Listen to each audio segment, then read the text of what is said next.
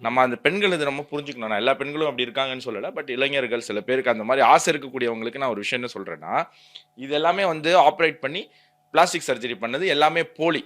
இது Korean face கட்டே கிடையாது. நீங்க ஒரு 20 வருஷம் முன்னாடி போய் கொரியன் படங்கள்லாம் பாருங்க.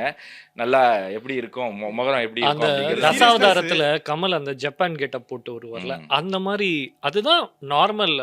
அதுல தப்பு இல்ல, தவறு இல்ல, இல்ல. நான் தவறுன்னு சொல்ல. அது அந்த அதாவது ஊரோட இவங்க எது முகசாயல். அட்ராக்டிவ் ஃபீச்சர்னு நினைக்கிறாங்களோ அது தவிர, அதாவது அதாவது இவங்களுக்கு விஷயம் புரியல. இது பார்க்கறதுக்கு ரொம்ப ஸ்மார்ட்டா இருக்கு, ஹேண்ட்ஸமா இருக்கு அப்படின்னு நினைச்சுக்கிறாங்க. ஆனா காலங்காலமாகவே ஈஸ்ட் ஏஷியன் கண்ட்ரீஸ்ல ஒரு ப்ரெஜுடைஸ் இருக்கு. என்னன்னா, ஒரு பயங்கரமான சோஷியல் ப்ரெஷர். ஒருத்தன் பார்க்கறதுக்கு எப்படி இருக்கணும் அப்படின்றதுக்கான ஒரு ப்ரெஷர் அங்க இருக்கக்கூடிய சமுதாயத்தினர் மேல திணிக்கப்பட்டிருக்கு. அதனால அந்த காலம் தொடங்கியே மக்கள் வந்து தங்களுடைய உருவத்தை வந்து மாத்திக்கணும் அப்படின்னு சொல்லி நிறைய ப்ரொசீஜர், அதுவும் குறிப்பா சைனால எடுத்துக்கிட்டா ஃபுட் பெண்டிங் அப்படின்னு ஒரு டெக்னிக் இருக்கு. அந்த ஃபுட் பெண்டிங்னா பெண்ட் இல்ல, ஒட்டைக்கிறது. ஆமா. பெண்களினுடைய பாதம் காலு. இருக்கு இல்லையா, அந்த பாதம் சின்னதா இருந்தாதான் அழகா இருக்குமா. அதை எப்படி சின்னதா மாத்துவீங்கன்னா, இப்படி இருக்கிற பாதத்தை இப்படி உடைச்சிருவாங்க. நீங்க விரலெல்லாம் அதுக்கப்புறம் தனியா எடுக்க இப்படி பண்ணவே முடியாது.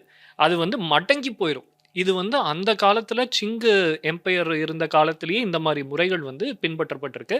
கிட்டத்தட்ட அதே மாதிரி தான் கொரியா, அப்புறம் இதர ஜப்பான் மாதிரியான இதர ஈஸ்ட் ஏஷியன் கண்ட்ரீஸ். ஸோ இந்த விஷயம் எப்போ வந்து ஃபேமஸ் ஆகுது அப்படின்னா 1997ல் ஏஷியன் ஃபினான்ஷியல் கிரைசிஸ்னு ஒன்று ஏற்படுது. அதாவது பொருளாதாரம் வந்து மொத்தமாக முடிஞ்சிருது.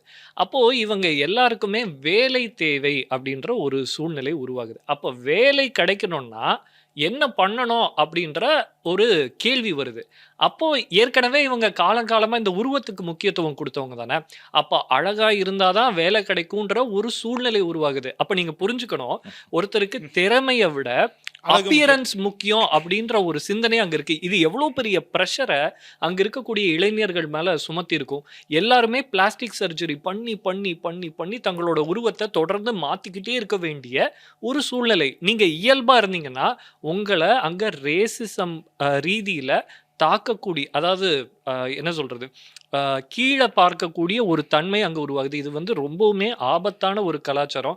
நீங்க வந்து இங்க டிராமால பார்த்துட்டு வெரி கியூட் அப்படின்னு நினைச்சிட்டு அங்க போனீங்கன்னா நீங்க அங்க ரேசிசம் தாக்குதலுக்கு ஆளாகும் வாய்ப்பு உள்ளது. ஏன்னா எல்லாருமே அங்க ஒரு ப்ரெஷர்ல இருக்காங்க.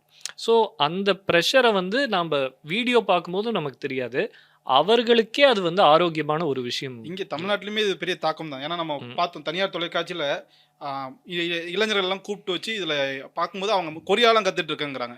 இங்க ஹிந்தி கத்துக்க சொன்னா தமிழ் கத்துக்கிறதே இங்க கஷ்டங்கிறாங்க. ஹிந்தி ஏன் போறீங்க?